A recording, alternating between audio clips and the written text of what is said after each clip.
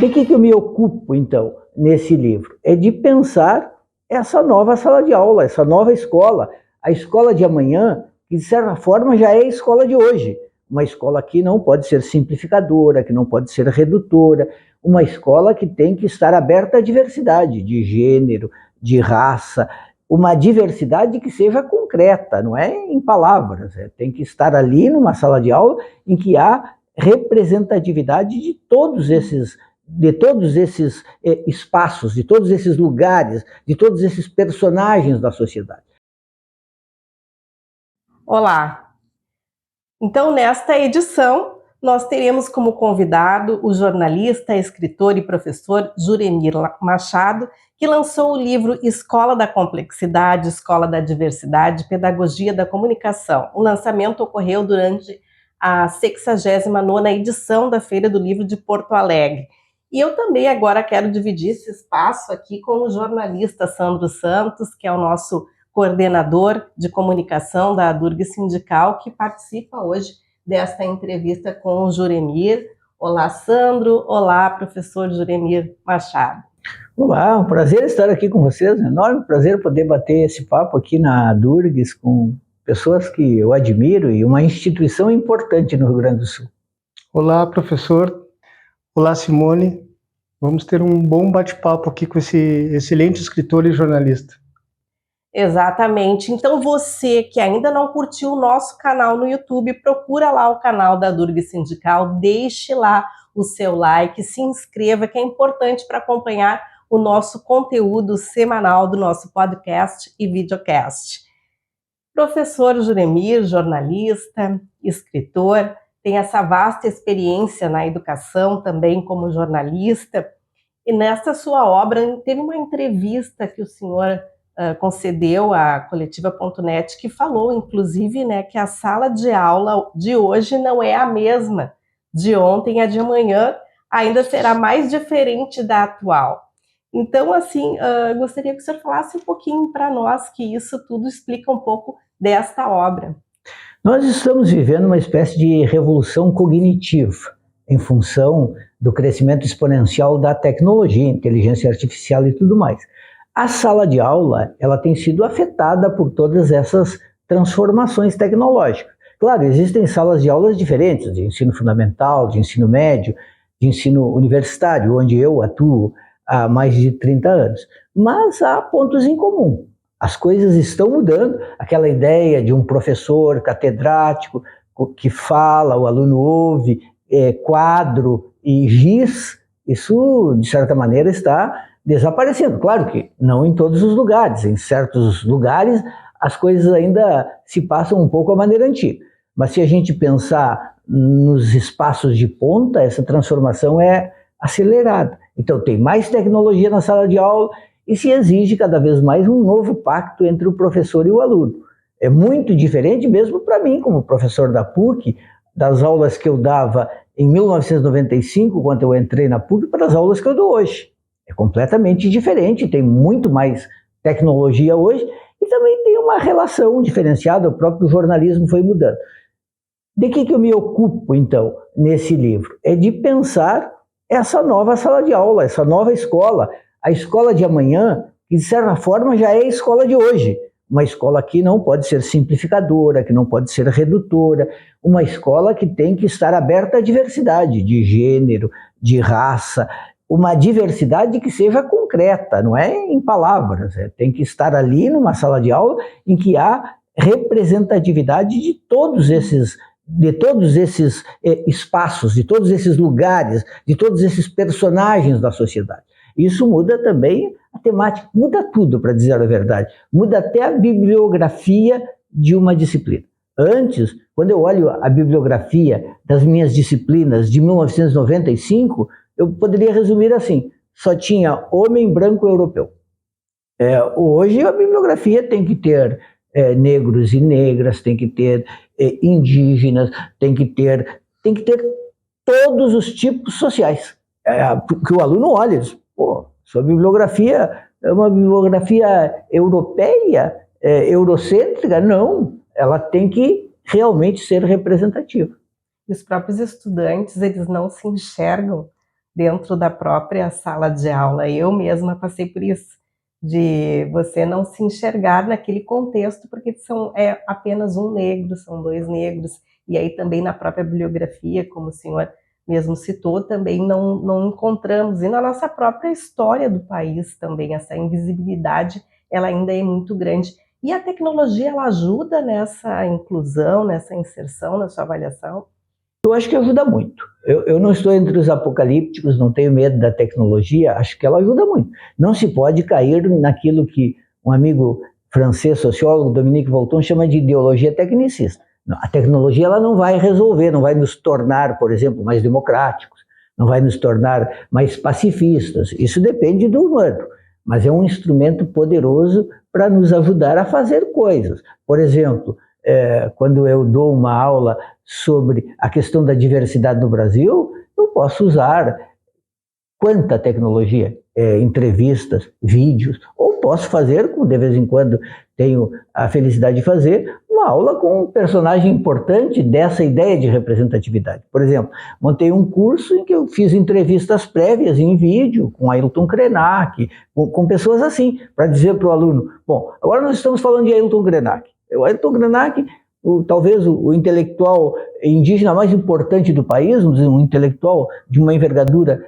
enorme, fez tais e tais livros. Bom, vamos ver o que ele tem para dizer. E a tecnologia nos ajuda, se outra parte estiver de acordo, até mesmo para fazer uma live. Vamos botar o Krenak a conversar com os alunos, vamos botar a Djamila Ribeiro. Claro, muitas vezes essas pessoas não têm agenda, são extremamente ocupadas, mas a tecnologia permite isso. E também a questão dos alunos já virem previamente, quando chegam na sala de aula, essa facilidade de busca, de pesquisa pela tecnologia. Que diferença tem desse aluno dos anos 90? Claro que existia biblioteca, mas hoje em dia tem mais uma celeridade na busca dessa informação? Sem dúvida. Por exemplo, eu dou uma aula segunda-feira de História do Jornalismo do Brasil. Dou uma outra cadeira de contexto sociocultural na quarta-feira. Na sexta-feira, no sábado, no domingo, tudo aquilo que vai ser objeto da aula da semana seguinte já está lá numa plataforma, no Moodle, que é a plataforma talvez mais usada em educação, já está lá. Se o aluno quiser ler os textos que vão ser abordados, eles estão ali. Se ele quiser ver os vídeos que serão veiculados, já estão ali. Ele pode ver previamente. Quando ele chegar na aula, ele já pode chegar não para ficar sabendo o que eu tenho a dizer, mas para interagir, para discutir. Vai estar tudo lá. Se ele não olhou, bom, vai ter a aula. E se ainda assim ele não olhou, ele vai poder olhar depois. Então é diferente. Antes o professor chegava na sala de aula, ele ia dar uma aula, que no máximo tinha uma linha lá num programa dizendo vai ser esse tópico, e tudo era uma surpresa. Quando se tratava, por exemplo, de ler alguns textos, o professor ia colocar lá num xerox, onde o aluno ia passar, ia entrar na fila, ia pagar por aquele xerox, e aí, finalmente, ia ter aula. Esse negócio não tem mais.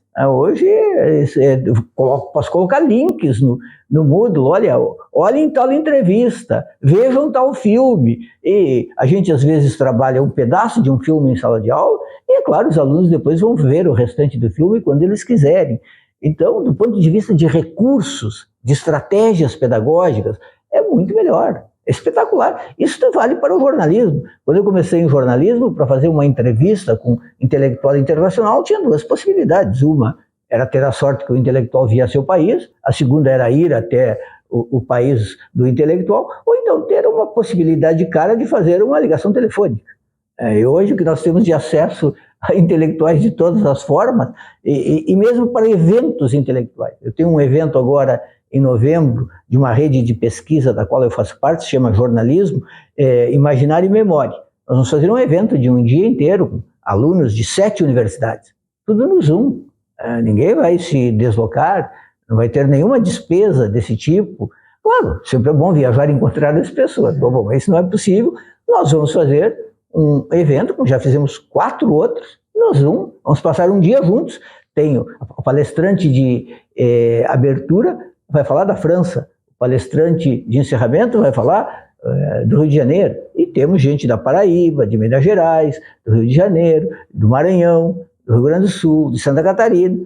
Isso é tecnologia. Se é tecnologia, não teria como fazer isso. E tratando especificamente da cultura e da Feira do Livro, né? Recentemente fez, né, o lançamento do livro na feira aqui de Porto Alegre, e com essa vasta experiência, não é a primeira vez, mas tem algum sentimento, dá aquele friozinho na barriga ainda?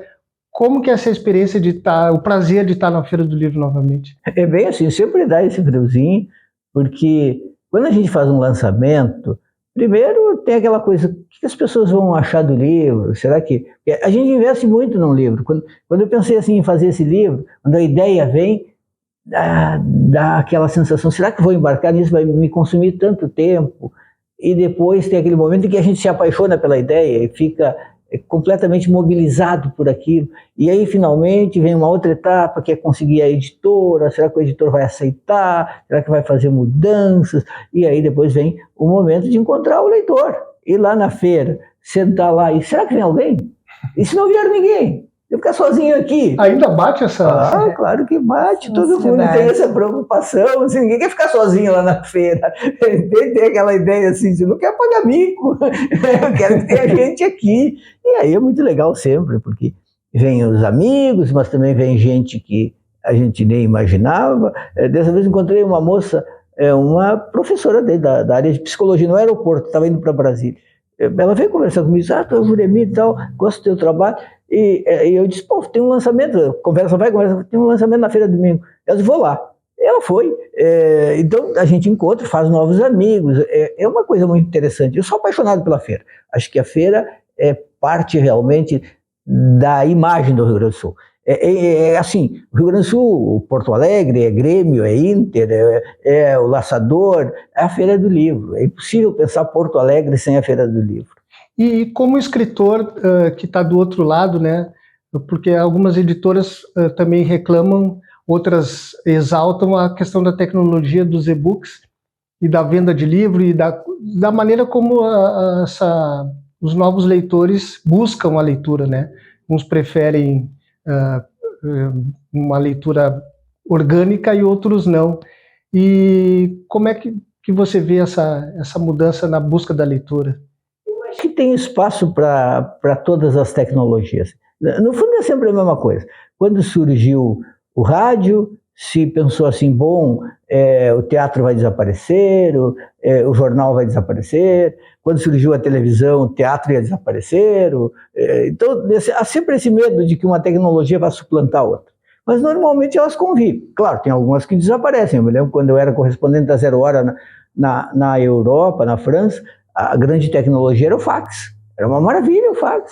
E o fax foi uma tecnologia rapidamente suplantada por tecnologias melhores ainda. Mas eu acho que o livro em papel, ele vai conviver com os livros digitais. No mundo acadêmico, é cada vez mais o digital que prevalece, porque tem o princípio da economia. Mas os livros, por exemplo, de ficção, eles casam muito bem com o papel para um tipo de leitura.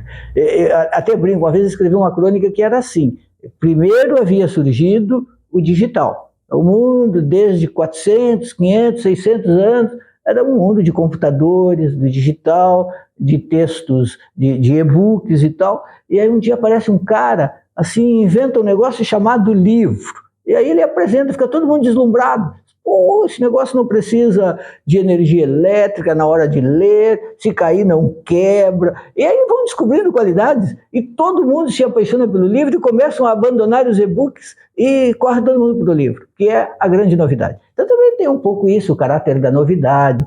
A gente cansa de dizer as coisas, de fazer as coisas de uma mesma maneira e gosta também de descobrir outras. Eu vejo até no vocabulário, outro dia escrevi uma crônica sobre isso. Agora a gente diz assim, eu preciso entregar uma boa aula. Mas isso não em português isso não existe, eu preciso dar uma boa aula.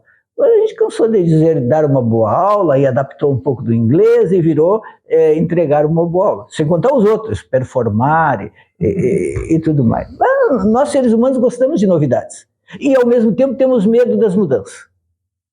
Juremir, e essa questão da pandemia, que aí nós fomos obrigados a adotar esse sistema de aula remota, de trabalho remoto, Também qual foi a tua avaliação? Isso provocou também essa diferenciação aí que tu falaste agora do ambiente da sala de aula, e também a gente percebe que a educação hoje ela está sendo muito disputada pela questão mais mercadológica, né? De daqui a pouco não ter tanto a presença dos professores em sala de aula, mas poder vender esse conteúdo à distância.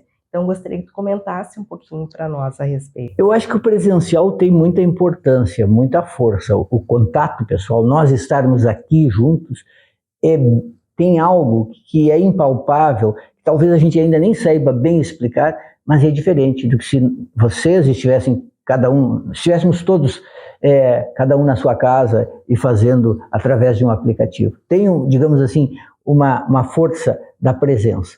Mas o virtual também tem seu valor e seus encantos.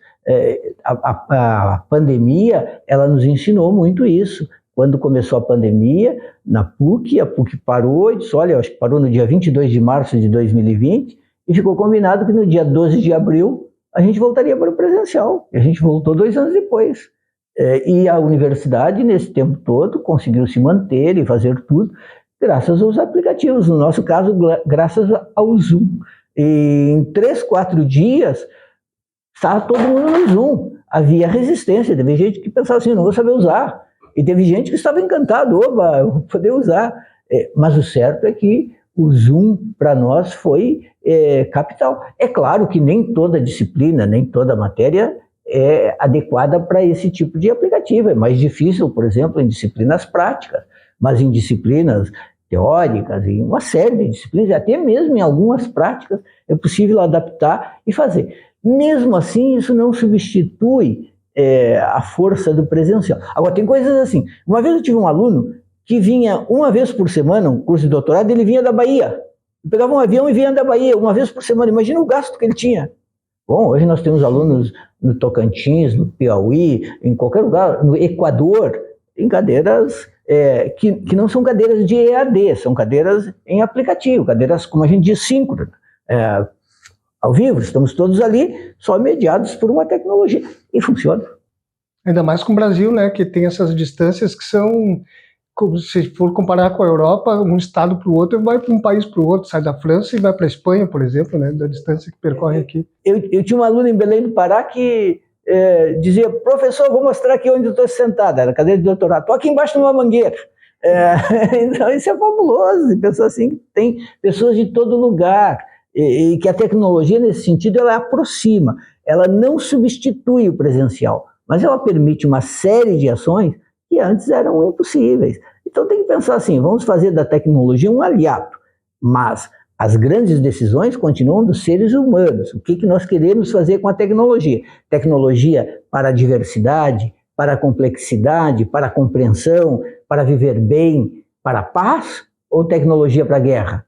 Essa é uma decisão dos homens, dos seres humanos, da humanidade, dos homens, das mulheres, não da própria tecnologia. E falando nisso, né, de tecnologia e humanidade, com a sua experiência que tem, né, da França, nas universidades lá hoje eles se preocupam com a humanização e tecnologia, há uma discrepância, caminham unidas, e se tem essa preocupação, e como que se dá isso no Brasil e na França também? Eu acho que o desafio é o mesmo para todo mundo, que é de trabalhar para a humanidade utilizando essas tecnologias. E, claro, a França, como qualquer país, está hipertecnologizada, mas, ao mesmo tempo, há uma preocupação. Essa tecnologia vai servir para quê? Quando a gente fala de inteligência artificial, a inteligência artificial tem que ser uma ferramenta que vai nos ajudar a fazer coisas, mas há quem tenha muito medo. Será que a inteligência artificial não vai eliminar uma série de profissões? Durante muito tempo, o desenvolvimento tecnológico eliminava atividades braçais. Isso era perceptível. Atividades que só se podia fazer com a força física, braçal, passavam a ser feitas por máquinas. Agora nós chegamos num estágio do desenvolvimento tecnológico em que a inteligência artificial está começando a substituir determinadas funções intelectuais. Então o papel do professor, do jornalista, do advogado, do pesquisador, um monte de gente é afetado. Então se fala todo o tempo que muitas profissões vão desaparecer. Outro dia, o Sam Altman, que é o criador do GPT, eu não sei se era ironia ou não, mas ele disse o seguinte: fiquem tranquilos, tem algumas profissões que não serão afetadas pela inteligência artificial. E ele citou 32, era padeiro, pedreiro, açougueiro, eram profissões de trabalho manual, porque a inteligência artificial afeta frontalmente o trabalho intelectual. E como fica o papel dos professores e também estudantes, assim, diante desse desafio da inteligência artificial? É diferente, numa série de coisas práticas, até pequenas. Por exemplo, se eu peço um trabalho escrito, entregue na semana que vem um comentário sobre, sobre Tiradentes, não inventaram. Agora eu preciso saber, será que foi o aluno que fez? Ou ele pediu para o GPT? Todo o sistema de avaliação das universidades está baseado em trabalho escrito. Por exemplo, uma tese de doutorado, uma dissertação de mestrado, são trabalhos escritos. E agora, será que os doutorandos e os mestrandos não se socorrem, não pedem socorro ao GPT? Bom, quando a gente publica um artigo numa revista acadêmica, a primeira coisa que se faz, quando o artigo chega, é passar o artigo num aplicativo antiplágio, para ver se... E até anti-autoplágio. Será que o autor não está requentando o que ele já escreveu em outros artigos? Então, tudo isso é regulado e inspecionado. Então, vamos ter que inspecionar também se as teses e dissertações não estão sendo feitas por inteligência artificial. Talvez se comece a valorizar mais a defesa da própria tese, o oral. E também as dinâmicas de sala de aula vão mudando. Menos trabalho escrito, mais coisas em sala de aula, para evitar essas pequenas burlas que sempre podem acontecer, que fazem parte da história, digamos assim, da educação. Então, há mudanças concretas no dia a dia da sala de aula, nas expectativas, nas estratégias, nas avaliações. É claro que já não se avalia, assim como antigamente, a prova, não sei, em determinados ambientes. Hoje, a ideia é um ensino-aprendizagem muito mais coletivo, menos a educação no sentido tradicional e mais o que Michel Maffesoli chama de iniciação. A gente vai criando uma espécie de ritual em que o aluno vai descobrindo as coisas. O protagonista hoje é o aluno. E voltando para o autor agora, essa questão de...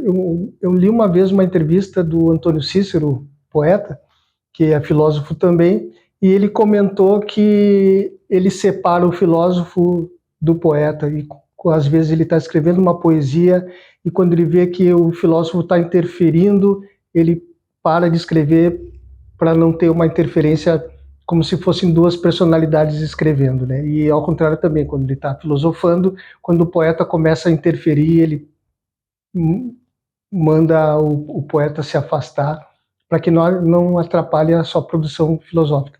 Porque você faz crônica da aula, pesquisa, escreve livros, e como que se dá isso tudo ao mesmo tempo agora? Ou sabe dividir os momentos de cada de cada Juremir? É uma questão importante, mas eu acho assim, eu prefiro pensar como se fazia antigamente. Quando a gente pensa assim no pessoal da Renascença, ou nos enciclopedistas, eles faziam de tudo um pouco. Eles eram biólogos, eles eram astrônomos, eles eram dramaturgos, eles faziam tudo. Eles se permitiam fazer mais coisas. Eu sempre acho que foi assim um pouco a modernidade que inventou a hiperespecialização. Então o sujeito, se ele é romancista, tem que ser só romancista. Se ele é poeta, tem que ser só poeta. Eu acho que a gente tem vontade de fazer coisas diferentes. E, claro, às vezes pode atrapalhar. Num romance não se pode explicar demais as coisas. Num trabalho acadêmico, explicar a argumentação lógico-racional é a base. Então, não pode confundir o trabalho acadêmico com o romance. Mas eu acho que é uma coisa que a gente não escolhe. Tem a hora em que se quer expressar como poeta.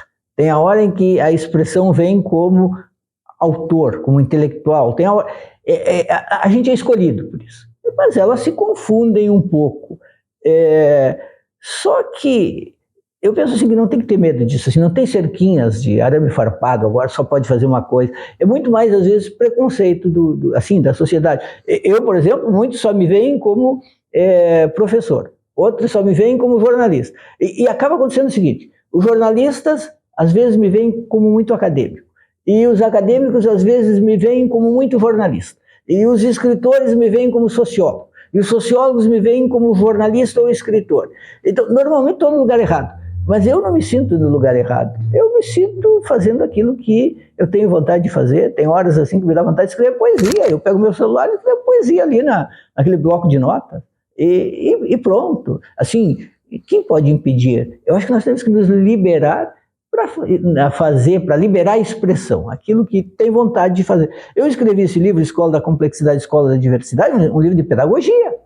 Aí alguém me perguntou, mas tu és da educação? Não, eu sou professor faz 30 anos, acho que eu tenho lugar de fala. Eu sou professor há 30 anos, alguma coisa eu devo entender sobre esse assunto. Mas eu não sou um especialista da pedagogia, como tem tantos grandes especialistas em pedagogia.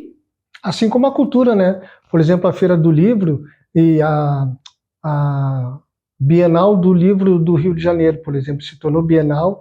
E eu li que estão tentando fazer tentando não, mas é que a Feira do Livro aqui, ela está além da leitura só, né? A Feira do Livro de Porto Alegre, ela é essa conjunção cultural, né? Que eu gosto de falar das artes se namorando, né? Porque ali a gente tem teatro infantil, a gente tem palestra, tem o próprio livro, e aí tem a conversa entre autores e leitores, essa troca de cultura, essa diversidade que se torna um espaço de efervescência cultural. Como é que você vê a Feira do Livro se tratando dessa efervescência cultural? Eu acho que tu definiste, a Feira do Livro é um ecossistema, a Feira do Livro é um palco, ali tem o artista de rua, tem o autor passando, tem música, tem os livros. O livro ele é apenas um suporte cultural, mas na verdade um livro ele carrega muitas artes. Um livro normalmente ele tem a história que se quer contar, mas ele também tem as músicas que se ouve e que embalam a construção daquele livro. Eu acredito muito nisso. Nós vivemos numa sociedade do híbrido, tudo se hibridiza. A gente mescla muita coisa. Eu adoraria, por exemplo, não tive tempo de aprender, e acho que também não teria talento para isso, mas eu adoraria tocar um instrumento. Seria legal, além de escrever, por exemplo, tocar piano.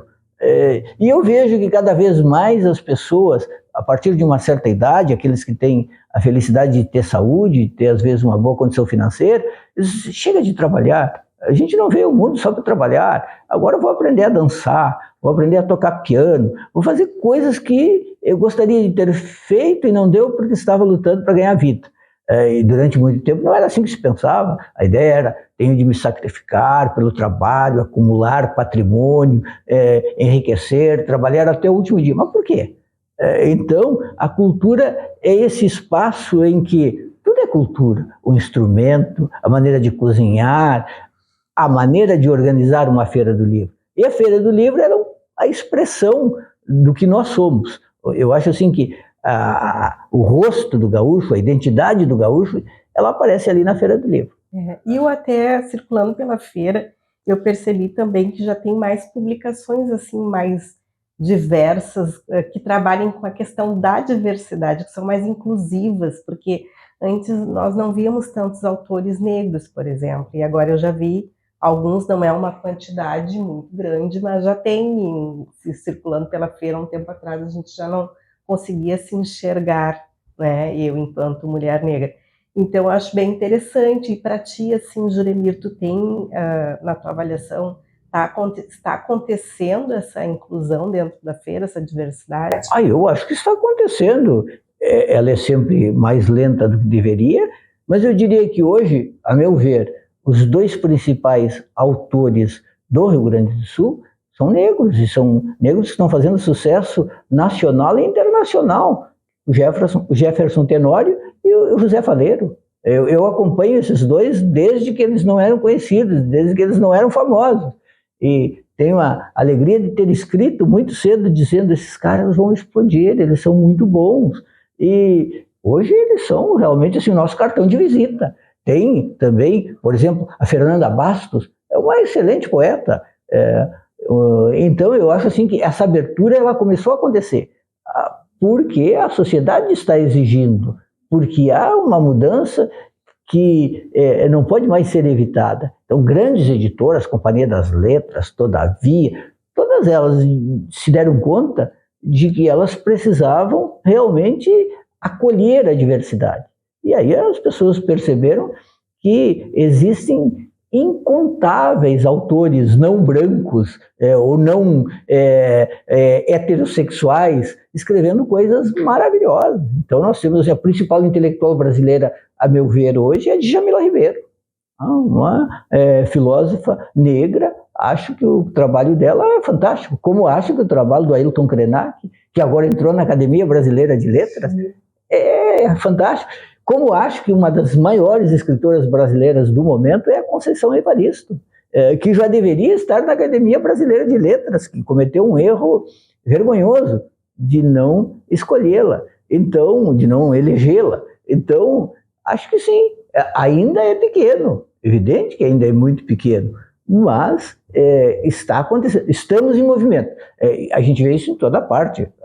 O futebol, por exemplo, está se transformando. Hoje, as manifestações racistas no futebol não são toleradas. Os jogadores não toleram.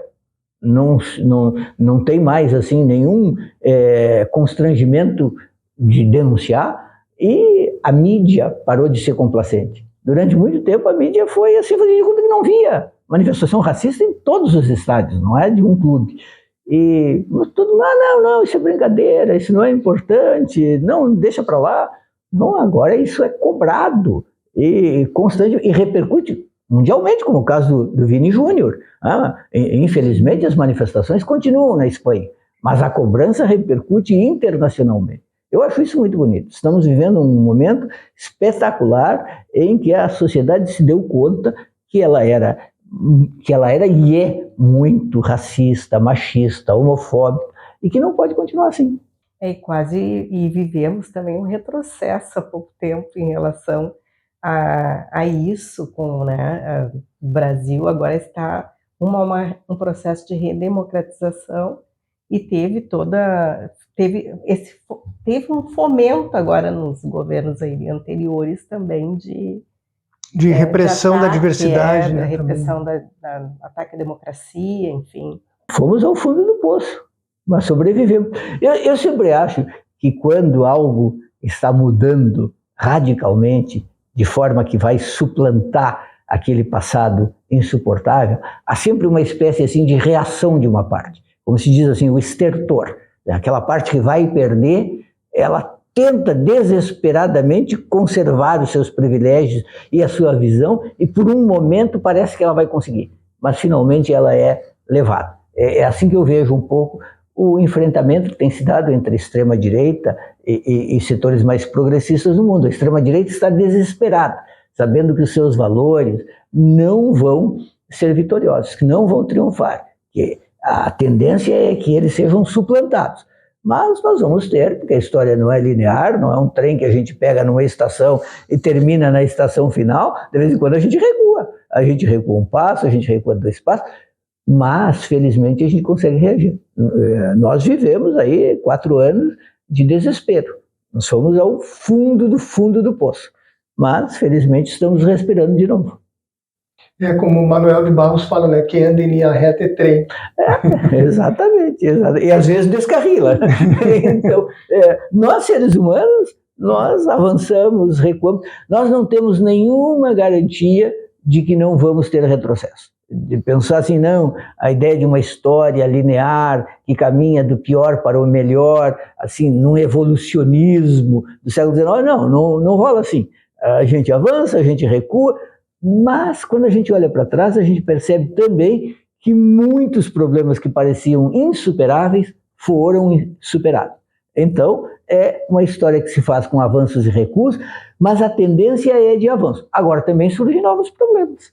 Surge aquilo que a gente não imaginava que poderia surgir. Por exemplo, na metade do século XX, quando se estava conseguindo lutar contra o nazismo, surgiu uma outra coisa terrível. a bomba atômica, fruto da inteligência, fruto da tecnologia, fruto da ciência. Bom, a ciência também ela pode ser usada para produzir revoluções, alongar a vida, curar doenças, ou para construir armas letais. E nesse espaço de redemocratização do país, que é uma coisa que é uma onda mundial, né, que não só o Brasil sofre esses ataques da extrema-direita, é importante ver também a questão de tirar forças, né, e das questões das conquistas sociais, e sempre se tirou força na história a partir da luta sindical, né? Os sindicatos, de repente, agora estão tendo mais protagonismo, ou terão que ter mais protagonismo diante dessas conquistas, ou da manutenção das conquistas sociais também. Sem dúvida, o Brasil há pouco tempo viveu algo muito criticável, que foi uma tentativa de desidratação dos sindicatos. Ali no governo Temer, o que se fez foi, vamos desidratar os sindicatos. Agora, eu estou entre aqueles que acham o seguinte, não tem democracia sem sindicato. Não tem democracia sem sindicato, como não tem democracia sem mídia livre. Onde tem censura, não tem democracia. E o sindicato é fundamental. Nós todos somos beneficiados pelo sindicato, mesmo quando a gente não participa deles. Os sindicatos, eu posso não ser sindicalizado, mas eu pertenço a uma categoria. Cada vez que essa categoria, graças aos sindicatos, obtém determinadas vantagens, melhorias de salários ou outras, eu ganho também. Então, os sindicatos são fundamentais. Bom, mas os sindicatos às vezes são máquinas disso ou daquilo, ou são politizados, ou são partidarizados. Bom, isso faz parte do jogo. O importante é que numa democracia, nós precisamos de organizações de coletivos, porque individualmente nós somos muito frágeis. E esses coletivos são fundamentais para que nós possamos justamente criar melhores condições de vida. A luta sindical no Brasil produziu tudo de bom que a gente tem, jornadas de trabalho. Imagina, no início do século XX tinha jornada de trabalho de 16 horas. Hoje nós estamos mais civilizados. Mas volta e meia o pessoal quer acabar com a legislação trabalhista, quer que cada um negocie direto com o patrão, como se cada um tivesse realmente força sozinho de negociar. Então digamos assim, faz parte desse jogo em que se ganha, mas não se ganha para sempre. A qualquer momento pode se perder. É preciso estar atento e forte. E falar em ganhar, você precisa vender. Então eu queria que fizesse um marketing do seu livro, onde é que o leitor pode encontrar, como é que compra... Então, posso mostrar aqui o livro? Então, esse livro eu publiquei pela editora LPM, que é uma das melhores editoras do país, uma das grandes editoras do país, e levei lá para o meu amigo Ivan Piano Machado, e ele adorou o livro e publicou. Pode ser encontrado aí em qualquer livraria virtual, em qualquer livraria física. A LPM tem uma excelente distribuição, então é bem fácil de encontrar, e pode ser também encontrado, é claro, na Feira do Livro de Porto Alegre, na Praça da Alfândega. Sandro, então vamos aqui finalizando esse nosso bate-papo aqui com o jornalista, escritor e professor Juremir Machado. Já desejamos um sucesso aí nas vendas desta edição, também na leitura. Com certeza vamos adquirir também um exemplar.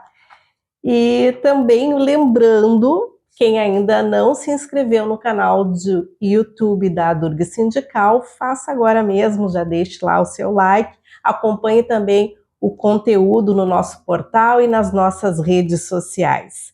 Sandro? Muito obrigado, Simone, pela oportunidade, obrigado pela entrevista, foi um ótimo bate-papo aqui. Eu agradeço muito, Simone e Sandro, gentileza de vocês, generosidade de vocês me convidar, gostei muito do nosso papo. Obrigada.